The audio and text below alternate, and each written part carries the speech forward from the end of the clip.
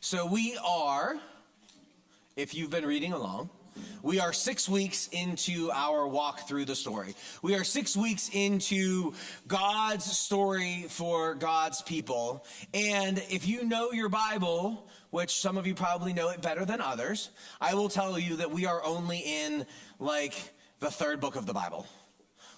There are a lot more than 3 books in the Bible. In fact, there are a lot more than 3 books in the Old Testament, and we got the Old and New Testament to get through. We are going to be doing this for a while, but there are a lot of really important stories that we find in the Old Testament, stories that a lot of us might remember or have learned in Sunday school if you went to Sunday school or Vacation Bible School or something like that, right? These are stories that hopefully we're beginning to connect and weave together so that we can understand how God uses these stories for us to come to understand God better. This week, week 6, was talking about wandering. And so last week we talked about how God brought the Israelites out of Egypt and out into the desert, and they got the 10 commandments, and we talked a little bit about that. And then what happens after they get the 10 commandments? Well, they spend a little bit more time in the desert. If you didn't read this week, or if you just need a refresher from not remembering what you read this week, check out this video.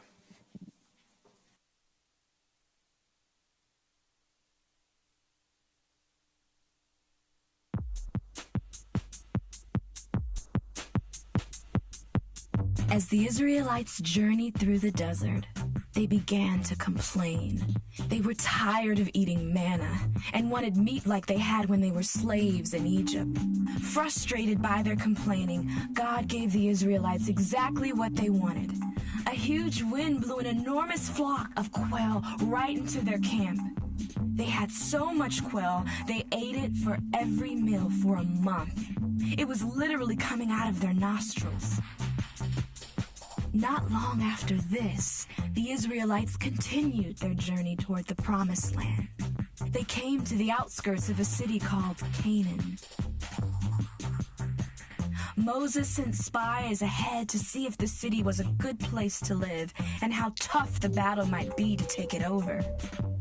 The spies came back and told him the land was amazing, flowing with milk and honey and all kinds of fruit. But the people living there were huge, like giants, and that it would be impossible to defeat them. But 2 of the spies, Joshua and Caleb, told the Israelite leaders they should go into Canaan because God was on their side.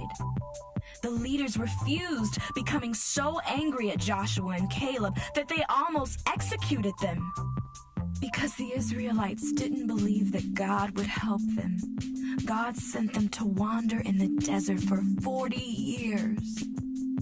In the desert, the Israelites were having trouble finding water and began to complain.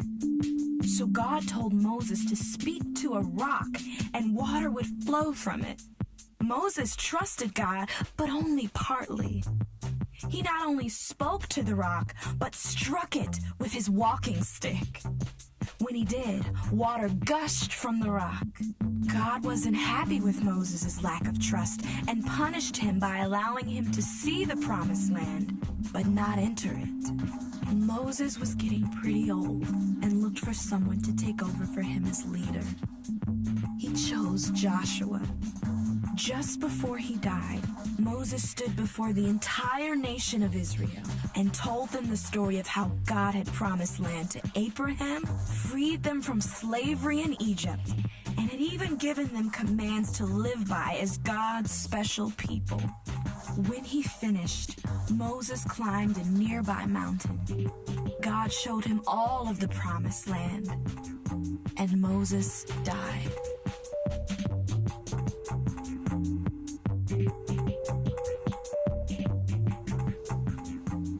All right, let me ask you all a question. How many of you like chicken wings? All right. How many of you have ever done all-you-can-eat wings? Okay. So there was a time when I was about your age, and when I was your age, I played football in high school. And the football team used to always go out on Thursday nights, the night before the game. We would go out on Thursday nights for wings. Let me tell you, there was a place called Buffalo Blues that had some of the best wings in Pittsburgh, okay? We would go out to Buffalo Blues on Thursday nights because that was wing night when you could get all you could eat wings for $14. With a drink, it was like $16. With tip, you were under $20 for all the wings that you could possibly shove in your face, all right? Now, what? Yeah, they don't do that anymore. You can't get that many wings. So let me tell you, like that was the thing to do. Well, one Thursday night, a group of us decided we were going to just see how many wings we could eat. Now, let me tell you that there comes a point when you're eating wings, and I don't know if you've ever paid attention to this before, but comes a point when you're eating wings where the sauce stops tasting like anything, and you just feel like you're chewing chicken. All right, like. It's just you have a mouthful of chicken and you know it. And you're like, I don't even want to swallow this anymore. 75 wings in, I hit this place. 75 wings in, I hit this place, okay? And because there was somebody else on my team who was also 75 wings in, we decided to get a fudge brownie sundae to top everything off. I drove home with my seat in a reclined position because I could no longer sit upright comfortably. And I'm not a small person. I can put away some wings, but 75 was a lot of wings to put down. But I needed the fudge brownie sundae afterwards just to get the taste of chicken out of my mouth. I just needed to not taste chicken anymore, okay? I don't know if any of you have had this experience, but this is the experience that I had. So when I was reading through this week's story, and they talked about the Israelites eating quail until it was literally coming out of their nostrils. This is kind of what I have in my mind, right? That was the line in there that I was like, what would it feel like to have quail? I don't think that they literally meant quail was actually coming back out of their nostrils. The Bible likes to use a lot of very descriptive language for us to understand, but they were sick of eating quail. And I wasn't going to be the person who tapped out first or next to last. Like I wasn't going to lose on the chicken wing competition. So I was going to keep eating those chicken wings until I couldn't stand it anymore. And that's where the Israelites were. But the thing about it was, for both the Israelites and for me, we got exactly what we asked for. I went to an all-you-can-eat chicken wing night. And at the end of that all-you-can-eat chicken wing night, I had eaten all that I could eat of chicken wings. In fact, I didn't really want to eat chicken wings for about a month afterwards. I burped chicken wings till like sometime the next day. It just felt like they sat right here, okay?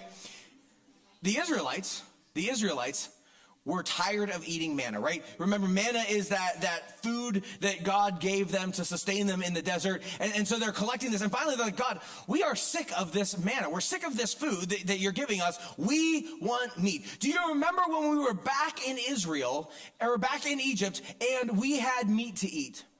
Which actually sounds a whole lot, if you read last week, like what they said when they got to the Red Sea. When they get to the Red Sea and they see Egypt's army coming after them, they say, God, why did you bring us to this place? We were happy. There were meat pots back in Egypt. We got to eat all of the cucumbers and leeks and all these different things that they name. We got to eat everything that we wanted back there. Yeah, we were slaves, but we still got to eat anything that we wanted. So fast forward to this chapter, and here they are again. God, why do we not get to eat meat? You brought us out into this desert to what? Feed us bread? That's all we get is bread? And God said, okay, if that's really what you want, then I will give you all the meat that you could possibly consume. And a month later, after they've eaten nothing but quail, breakfast, lunch, and dinner for a month, they are sick of it. What happened? How did they get to that place? Well, the thing is that God had a plan for how the Israelites were going to leave Egypt and where they were going to go and how he was going to get them there. And yes, eating the same meal for breakfast, lunch, and dinner for however long they had eaten it to that point probably got really boring really fast. And they didn't trust that God had something better in store for them. All they could see was what was in front of them in that moment. And so they asked for what they thought they wanted, and God gave it to them, and they found themselves very quickly on the other side of that saying, okay, maybe we didn't know what we wanted. Maybe we didn't want to eat quail for breakfast, lunch, and dinner. Now, fast forward to the end of the chapter if you read this week, or to the end of the video, and where do they find themselves? They find themselves sending spies into the promised land. Right? The promised land is this place that God is taking his people where he wants to bless them with everything that they could possibly want or desire in their life. But when they get there and they send spies in to look, they see the people who currently live in the promised land, and they think to themselves, well, these people are a lot bigger than us. They seem to have a lot better weapons than we do, because remember, the Israelites came out of Egypt. They left a whole lot of everything behind. And so they're wandering in the desert. They're not carrying weapons and swords and spears and what they would need to be an army. They're just God's people marching through the desert, carrying the bare necessities that they need to survive. And they're seeing these fortified cities, and they're seeing these people who seem bigger and stronger than them. And they don't trust what God is doing in that moment. The story this week began and ended with God's people not trusting God's plan. We've been talking over the course of these weeks, and we're going to continue to talk about this idea of the upper story and the lower story, right? And remember, the upper story is the story that God is working out through all of history. God has this story that begins in creation and ends sometime after creation, and it's all connected and put together. But in between, along the way, there are these little stories that happen. Stories like the 7 days of creation, and stories like Noah and the ark, and stories like Moses leading God's people out of Egypt, and stories like the Israelites marching through the desert. These little lower stories teach us lessons that apply to our life and help us understand. And what we read in this week's story is that God's people are really terrible at trusting God. God's people are really terrible, generally speaking, at trusting God. And if you're honest with yourself, I'm going to guess that you're probably not real great at trusting God either. Like, if you're anything like me, you're probably not real great at trusting God. When things are good, it is really easy for me to say, I trust God. God, I know you got this. I know you hold everything. Things are wonderful. That's easy. But what happens when things get bad? What happens when you're struggling with maybe your parents dealing with something difficult in their relationship, or maybe your parents have gotten divorced? Do you feel like you can trust God through that? What do you do when you're being picked on or bullied at school and you're not sure, you don't even want to go to school anymore? Can you trust God with that moment? What do you do? I mean, it sounds silly, but what do you do when you've been really hoping for something for your birthday, and your birthday comes and it goes, and you don't get that thing that you told your mom and dad 150,000 times that was the one thing that you wanted? They got you other stuff, don't get me wrong, but that one thing that you really wanted was not what you got. And you sit there and you think to yourself, like, what's happening? Or maybe you've done this. You say a quick prayer to God, you promise something on the way into a test, asking God to help you pass that test. And then the test comes back and it's not the grade that you wanted on that test, right? We have all dealt with these kinds of things where we try to put something in God's hand, and then we don't think that we can trust God because we don't get the outcome that we want. And that's what happens with the Israelites in this story, right? They thought they were putting things in God's hand, but as soon as they weren't getting what they thought they wanted, what happens? They begin to complain. They begin to tell God what they actually think that they want. And what they come to find out is what they thought they wanted isn't what they wanted at all. They didn't really want that much meat at all. And for me, and probably for you, there are a lot of times where we think we know what we want, and when we don't get it, we're extremely disappointed. But what we probably fail to do is look around and see what maybe we got instead. Because a lot of times, God leads us down a different path. And if we can look back a couple years later, we can see that the path that God led us down ends up being the better one. Now, for a lot of you guys, don't get me wrong, it can be hard to see that right now because you don't have a whole lot of years to look back on. But as you work your way through middle school or work your way through high school or eventually as you're heading into college and you start to look back on your life, and you could probably ask your leaders to give you examples of this from their own life, where they can look back on things that they thought they wanted, and all of a sudden they found themselves with something very different that was a whole lot better than they could have ever hoped for, right? They thought they knew what they wanted.